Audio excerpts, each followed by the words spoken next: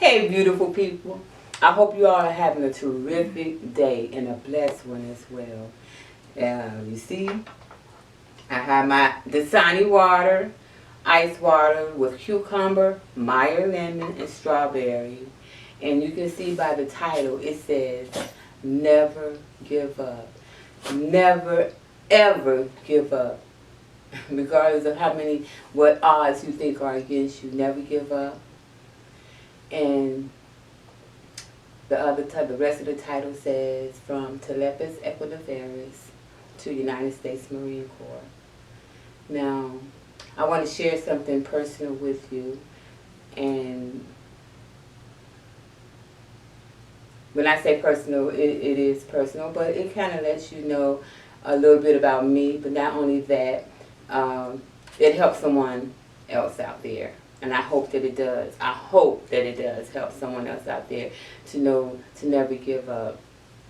I was born with Telepis equiniferis, also known as a club foot. Now, with this, I'm an infant, so I don't have memories of it, but I do have a picture when I was in braces. Now, what they do is, well, you'll see the picture up here of Telepis equiniferis, and your foot is pointed inward or downward, or either sideways and downward, or left or right and downward. But you have to have an operation, and what they do is they cut the tendon. But you have to have operation, and if you don't, you are unable to walk. So, this was during the times where, at that time when they were doing, when I was born with this deformity, they were institutionalizing, years before they were institutionalizing people that were born with physical disabilities, back then. And what they would do is, if you were born with some type of physical disability and they put you in a mental institute and you're there for a number of years, what do you think is going to take place? However, I was fortunate enough to not be in an institute. However, there was a lot going on, a lot to take care of as far as this birth defect is concerned. So I had braces, and they're those like a bar, and then you have the shoes, one shoe on each side, and you have the toe that's cut out, and you have to wear those braces for a certain amount of time. And also you have to have casts, so you wear a cast on that foot for a long time. And what I did up until the age of 8 was I visited my orthopedic surgeon, and he would do these exercises and so forth. Well, at the time I had to wear these orthopedic shoes, and I tell you, these orthopedic shoes, and back then, they looked like these loafers, right? These loafers. However, they were said to be orthopedic to make sure that you straighten your foot out and so forth. Well, I remember my mother bought me those shoes when I was preteen, and I had to probably be about 11, something like that, 11, 12, and we lived in a brick house. I hated those shoes. I hated those shoes so bad that I remember putting those shoes on and going on the side of the house and kicking the side of the house, hoping to destroy those shoes. But, wow, I get teary-eyed just thinking about it. But anyway, they wouldn't budge. So I had to wear those shoes, Those weren't the only shoes I had, but I had to wear those shoes. But I just want you to know, anyone out there that's struggling with, whether it be mentally, physically, or whatever, it's like, Have you ever been told that you're not worthy? You're not good enough? You're too fat. You're too skinny. You don't look right. You don't walk right. You don't talk right. You'll never be anything without me. Or you'll never be nothing anyway. Well, I'm here to tell you that's not who you are. That's who that person is. And then what they're doing is self-reflecting because they don't know their worth. They say hurt people hurt people. Feel how you want to feel about that, but people know when they're hurting you, especially if it's physically. But a lot of times mentally, they know when they're hurting you as well. But I want you to know that you are worthy. You are worthy. You are worthy. And people say these things to you because they don't know their worth. And the verbal attacks are only, like I say, reflections of them or reflections of their character. And as you can see by United States Marine Corps, everything United States Marine Corps pretty much on here. I went to the Marine Corps right after high school. So I want to tell you why I know that you're worth something. Sometimes people are born and they have a lot of odds against them, so to speak, or whatever, before they even get out there in the world.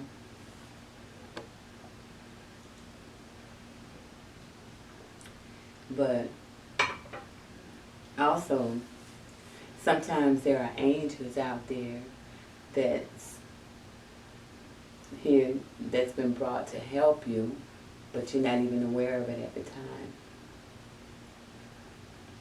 But I want to tell you that you're worth something for that young mother that is struggling out there, trying to make ends meet. You're worth something. When the father or the mother isn't paying child support, that's okay. You're worth something because your child is still going to eat. She's with you, she's going to eat. You're worth something. You're worth something. And I'll tell you one thing, something else. I say those things about young mothers and even to young fathers because there are a lot of them out there. There's a lot of single dads out there, good dads. But I say that because I can speak on it because I was a teen mom. I was a teen mom. But the gift that I think that I had that got me through was the fact that I had street smarts and I had book smarts. So I was 15 when I had my child. And I say you're worth something because they're going to be naysayers. And for all the naysayers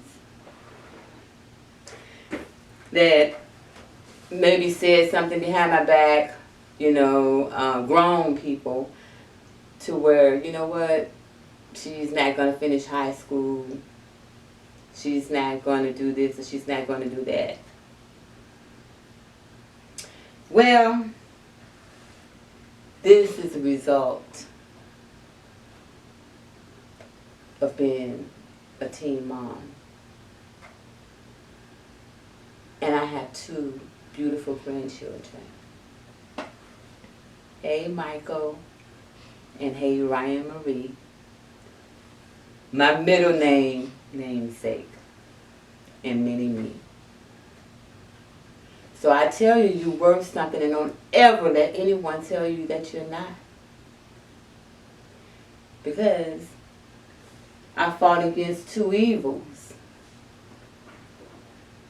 Not knowing how I'm going to raise my child in a better atmosphere without violence. And I went to the Marine Corps. And I'm going to tell you, it's one of the best things that I did. And to all my Marines out there, you know I got so much love for you. And I want you to know that you are something. You're worth more than gold. You're worth more than platinum. You're worth more than anything materialistic in this world.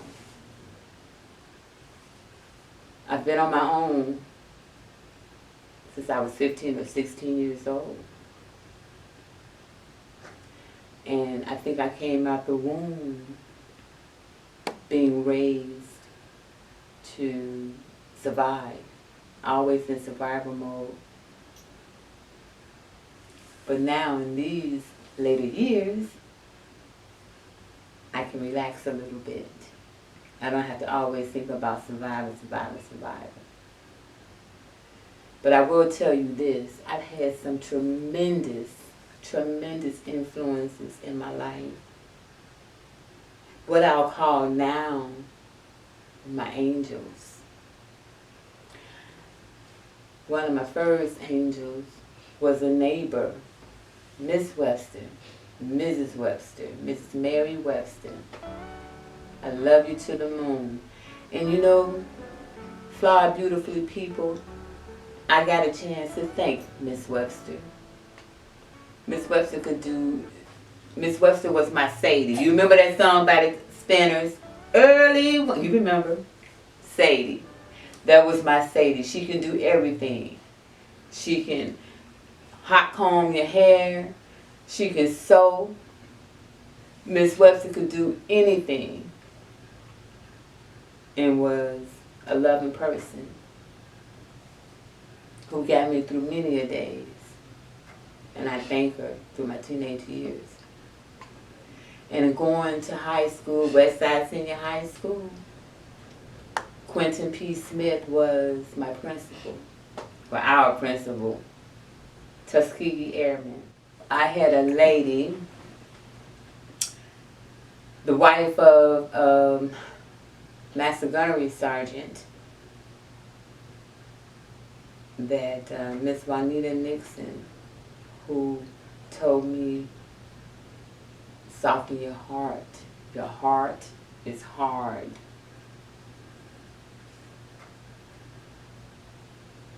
Didn't quite understand it at the time, but over the years I understood what she said. And as I said, I've had so many influences. Even in 8th grade, Miss Katie Hall. She went on to Congress, up to Congress. However, Miss Katie Hall, unfortunately, had a few issues legally, but she was an awesome teacher. We learned a little bit about what's those ships, the Santa Maria and all of them. We learned about that for maybe about 5 minutes. And then it was the Underground Railroad and everything else. Black history, world history, even social history. Miss Katie Hall. You know, a lot of times people will tell you that you're not worth anything and that you're not going to be anything. That's because they don't want you to be anything. And a lot of times it's because they don't consider themselves to be anything. You see it when a lot of times You see the parents living through their children through these pageants sometimes, and you know, oh, I wanted to run track, but I ain't run track, so let me go out there and make my baby run track. Parents, let me tell you something. I have not had the blessing or pleasure, as you will, of knowing the love, the mother's love. But I want to tell you, those little ones, the little people that you have right now, you know those little people that you have right now, watching cartoons, eating cereal.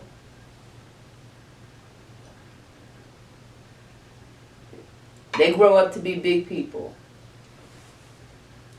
Love them. Love them. Because they'll never ever forget how they're treated. They'll never forget how they're treated. So it's important. Remember, they get to be big people with different personalities, different point of views, different attitudes. And I'll be remiss if I left out my other daughter. I have two beautiful daughters. In which they've never given me trouble. You know, I forgot to take this off, but that's okay.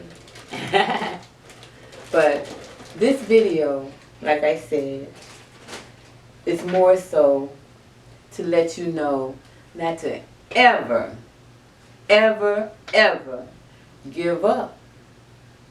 Because regardless of how many adversities you may have in life, there is a way out. There's a way through it. There's a way around it. It's a way for better days. You know, I get teased because I watch Little Women of LA and, you know, certain shows like that with people with maybe with disabilities and so forth. But I admire those young women that I admire them that are able to push the boundaries.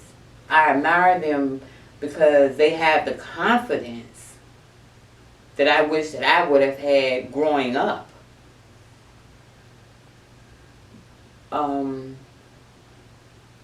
So, not only that, I just think it's totally amazing that sometimes when you can push yourself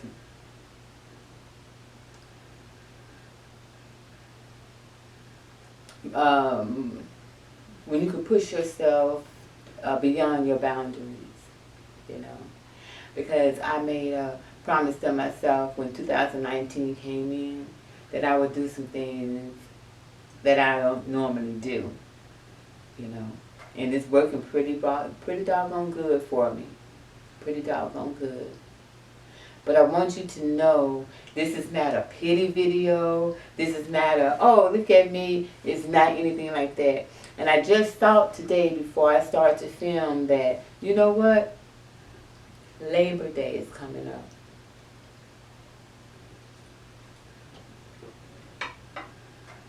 Labor Day is coming up. And as with any holiday, someone out there is dealing with some issues that they probably think is beyond their control. It's not beyond their control. You can do it. Whatever goals that you have in mind, whatever dreams that you want to fulfill, no one's stopping you from doing those things. And not only did I go into one of the toughest branches of the military, yes, the toughest branch of the military, United States Marine Corps. But God kept me. And not only did he do that, to the naysayers, I did get 2 degrees, and I went on to be an adjunct faculty professor in criminal justice. And you know, some people have a bucket list. I don't consider it a bucket list because it's like saying that, you know, you're about getting ready to go. So what I call it is just something that I like to accomplish. Just put it like that. So one of the things I did too was write a book. So, and I just want you to know, I can't say it enough. You're worthy. You're worthy. You know, I tell people that, you know, I'm trying to walk. I'm working on my faith without worry. Well, you all just be patient with me because I just got baptized last year. So, you know what? I was wondering, why is the water so cold? I meant to ask my pastor about that. Why is the water so cold, y'all? But I got a little, I was one of those children when I was little with the cotton ball in the ear because I had an earache. You know, I used to get ear infections and stuff. Why, I don't know, but I used to get ear infections, so I get a little sweet oil put in the ear with a cotton ball in there. And so even as an adult, I'm susceptible to it. So I try to keep them covered and so forth. So, especially in the cold. So, but I wonder why the water was so cold. But I felt brand new when I came out. I felt brand new when I came out. I have to tell you I did. But I say that to say this. You know, things could change in your life and they could change for the better. You know, because I used to go to church as a young child, but I was going to church to get away from my mother's noise. But I used to go to church, but I started out going to churches, holiness churches. I didn't understand what was going on, you know. But I have a better understanding of things now as an adult. But I want to tell you, when people say nasty things to you and to you children, when people bully you and so forth, people fear what they don't understand. And what I mean by that is, if you're in the rainforest and you get bit by a snake, a particular poisonous snake or whatever, why be surprised? That's the snake's inhabitant, right? Or habitant, right? That's where the snake resides. That's what the snake does as a defense mechanism. So why be mad at that?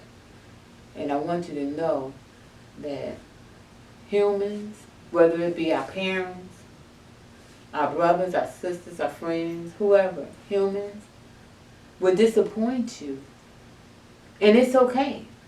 Humans will disappoint you, but God never will. He'll never disappoint you. So if you go out and you say, well, I'm depending on so-and-so for this, to do this.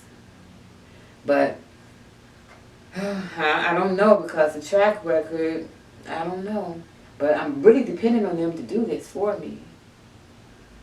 And then when they don't show, you're in a fury and you're disappointed. You already know that person's track record, so why be disappointed? I want you all to please just, you know, sometimes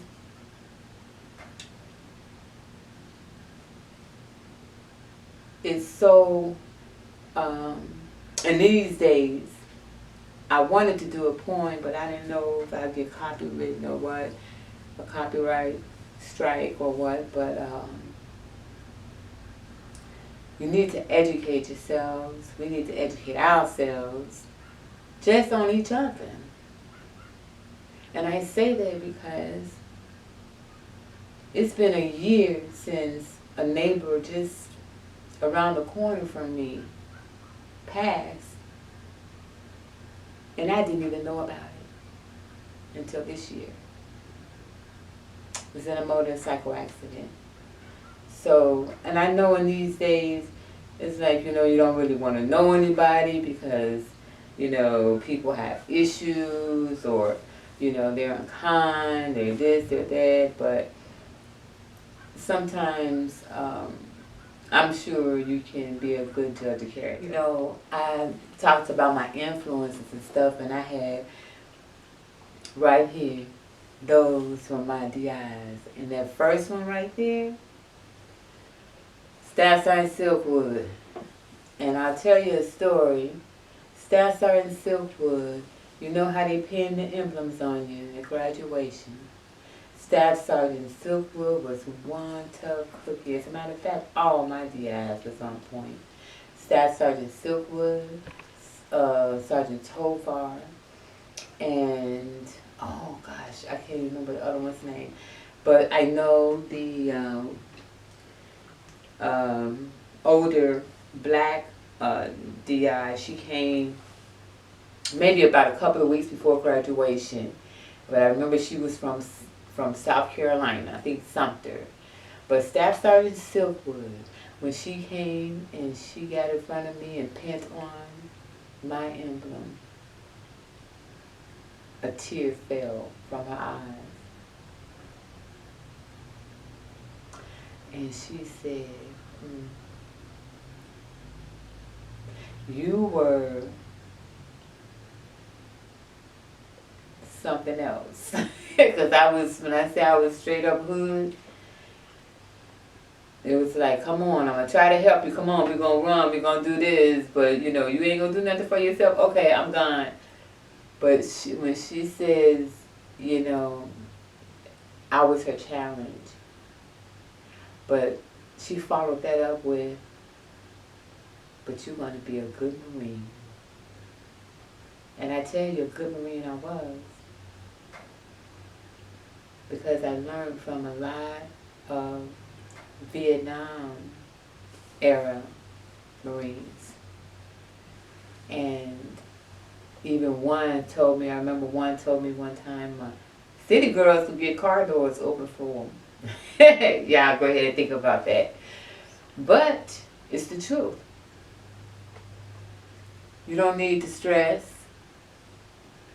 Don't need to do any of that.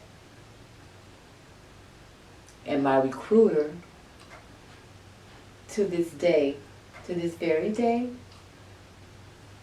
we have lunch together. Along with one of my best friends who went to boot camp with me. Oh, at the same time.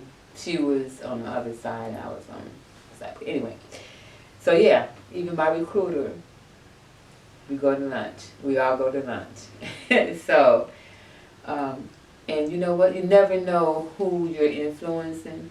You never know what, who you're influencing. So, if you say something was to happen today, what mark would you want to be left on this world, in this world? So, and you know what? I just think